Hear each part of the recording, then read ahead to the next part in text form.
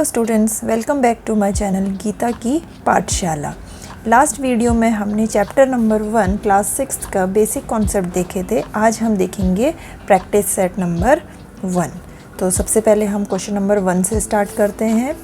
Look at the figure alongside and name the following. Name the following: collinear points, rays, line segment and line, and this is the figure. तो अभी सबसे पहले हम उसको एक column में distribute कर देते हैं ताकि वो इजी भी लगे और देखने में भी अच्छा लगे।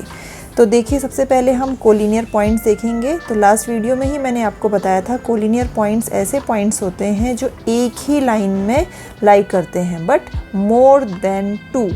तो यहाँ पे देखिए, point M, point O and point 2 इस लाइन में लाई कर रहे हैं। Same point R, point O and point N इस लाइन में लाई कर रहे हैं। तो हम कोलिनियर पॉइंट में हम लिख सकते हैं point M, point O and point T।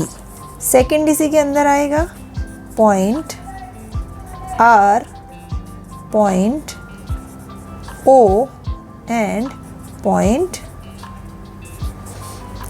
N। M O T R O N।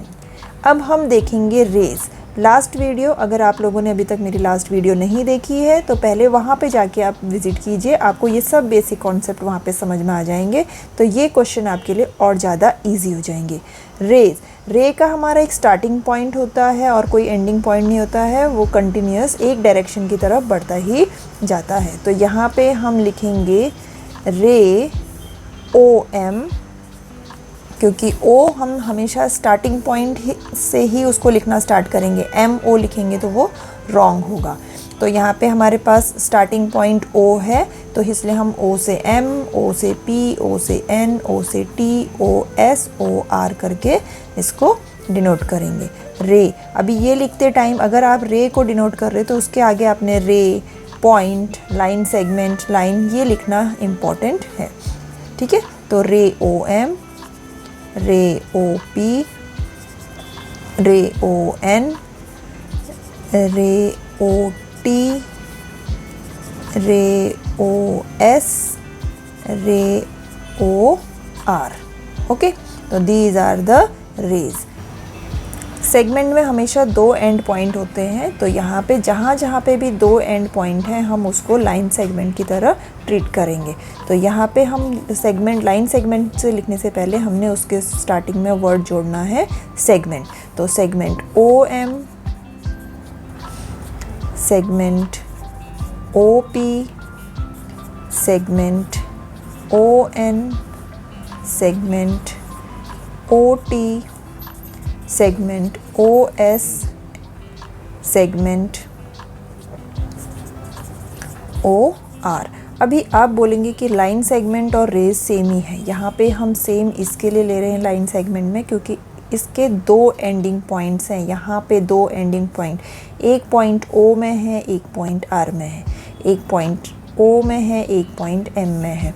सो इसी तरह से बाकियों में भी इसी तरह से एक स्टार्टिंग पॉइंट और एक एंड पॉइंट है। लाइन सेगमेंट में हमेशा स्टार्टिंग और एंड पॉइंट होता है, बट रे में ओनली स्टार्टिंग पॉइंट होता है। हम इसमें सिर्फ स्टार्टिंग पॉइंट ही देखेंगे। अगर इसको कंटिन्यूस अगर ये बढ़ता रहा तो ये रे हमारी कितने भी आगे जा सकती है। अभी लाइन जब हम बोलेंगे तो लाइन हमारे यहाँ पे है लाइन हमेशा हमारी लाइन का कोई एंडिंग पॉइंट नहीं होता है, वो कंटिन्यूस दोनों डायरेक्शन की तरफ बढ़ती जाती है। तो हम यहाँ पे लिखेंगे line MT and line RN। हम यहाँ पे लाइन OP नहीं लिख सकते क्योंकि यहाँ पे ये स्टार्टिंग पॉइंट है, इसके आगे कोई एरो नहीं है। लाइन में हमेशा दोनों तरफ से एरोज़ होते हैं, तो ये बात का स्टूडेंट ज़्यादा ध्यान रखिए। अब बढ़ते हैं हम अपने सेकंड क्वेश्चन की तरफ।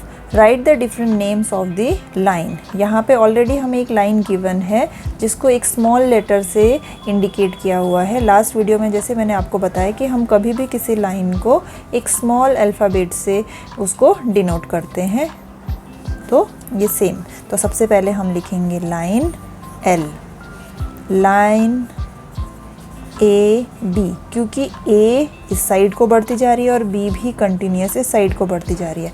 अभी हम ए से ही स्टार्ट करेंगे। A line A C, line A D, line B C, line B D, line C D.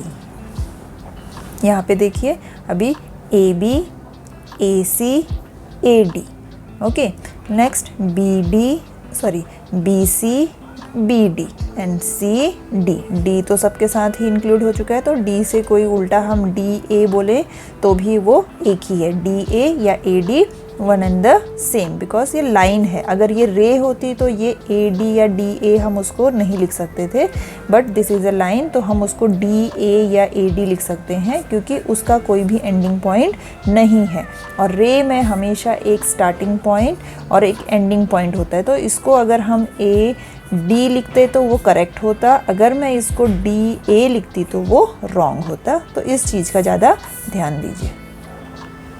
अब देखते हैं नेक्स्ट क्वेश्चन जो हमें दिया हुआ है, मैच द फॉलोइंग। अभी ये बहुत ही इजी है, आप लोग अगर मेरा पहला वीडियो देखेंगे तो आप इजीली इसको आंसर कर सकते हैं।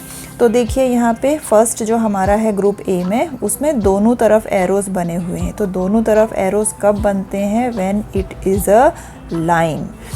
सेकंड देखिए, सेकंड में दो एंडिंग पॉइंट है, एक स्टार्टिंग पॉइंट एक एंडिंग पॉइंट। इसको स्टार्टिंग बोलो, इसको एंड बोलो, या इसको स्टार्टिंग इसको एंड बोलो, कोई भी, ठीक है। तो जब एक स्टार्टिंग और एक एंडिंग पॉइंट दिया होता है तो वो हमारा बन जाता है लाइन सेगमेंट।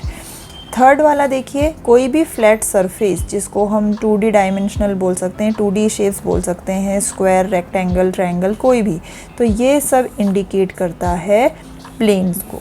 और यहाँ पे देखिए फोर्थ वाले में हमारा एक स्टार्टिंग पॉइंट है but there is no ending point, कोई भी एंडिंग पॉइंट नहीं है, इसको एरो से डिनोट किया गया है, मीन्स ये और भी आगे कंटिन्यूस हो सकती है, देयरफॉर इट इज़ अ रे। अब आगे बढ़ते हैं और लास्ट क्वेश्चन इस प्रैक्टिस सेट का, question number 4। Observe the figure below, name the parallel lines, the concurrent lines and the point of concurrence in the figure. ये तीनों ही टॉपिक्स हमने लास्ट वीडियो में कवर किए हुए हैं, तो अगर आप वो वीडियो देखते हैं तो आपके लिए और भी इजी बन जाएगा, आपको इसमें कोई परेशानी नहीं होगी इसको सॉल्व करने के लिए। तो सबसे पहले हम इसमें देखेंगे पैरेलल लाइंस। पैरेलल लाइंस जैसे ये नोटबुक देख लीजिए आप, ये दो लाइंस हैं नोटबुक की ये दो लाइंस हैं, इसमें जो डिस्टेंस स्टार्टिंग में है वही यहाँ पर भी है, लास्ट में भी हमारा वही डिस्टेंस है। तो ये दो लाइन मुझे नहीं लगता कि आगे जाके कहीं पर भी इंटरसेक्ट होंगी। जब वो लाइन एक दूसरे को क्रॉस नहीं कर रही है, इंटरसेक्ट नहीं कर रही है, तब हम उन लाइंस को कहते हैं पैरेलल लाइंस। तो यहाँ पे अभी हमें इस फिगर में हमें फाइंड करना है which are the parallel lines. तो देखिए यहाँ पे हमें लाइन ए जो स्मॉल लेटर से डिनोट किया है, A B C, line M P and Q. तो अगर ए हमारा, मैं आपको स्केल से बताती हूँ, ए हमारा पैरेलल है किसके? क्यू के। अभी ये दोनों लाइन पैरेलल हैं, क्यों? क्योंकि ये दोनों कभी भी इंटरसेक्ट नहीं हो सकती। तो हम लिखेंगे line A and line P. First हमारे ये पैरेलल हो गए। सेकंड हमारा पैरेलल कौन से हो सकते हैं? B and M, line B and line M. Second में हम लिख सकते हैं line B and line M. Third कौन सा हो सकता है? देखिए अभी लाइन एम और लाइन बी पैरेलल हैं और एम और क्यू भी पैरेलल हैं, तो इसके साथ हम यहाँ पे ये चीज़ लिख सकते हैं, line B parallel to line M and line M is parallel to, third में line M and line Q. ठीक है, तो ये तीनों लाइन यानी कि बी एम और क्यू। अगर मैं आपको बोलूँ 1 2 के पैरेलल है और 2 3 के पैरेलल है। 1 2 के पैरेलल है और 2 3 के पैरेलल है। इसका मतलब कि 1 और 3 भी क्या हुए, पैरेलल हुए। तो सेम यही है, अगर B M के पैरेलल है, M Q के पैरेलल है, तो P Q and B is also parallel to each other.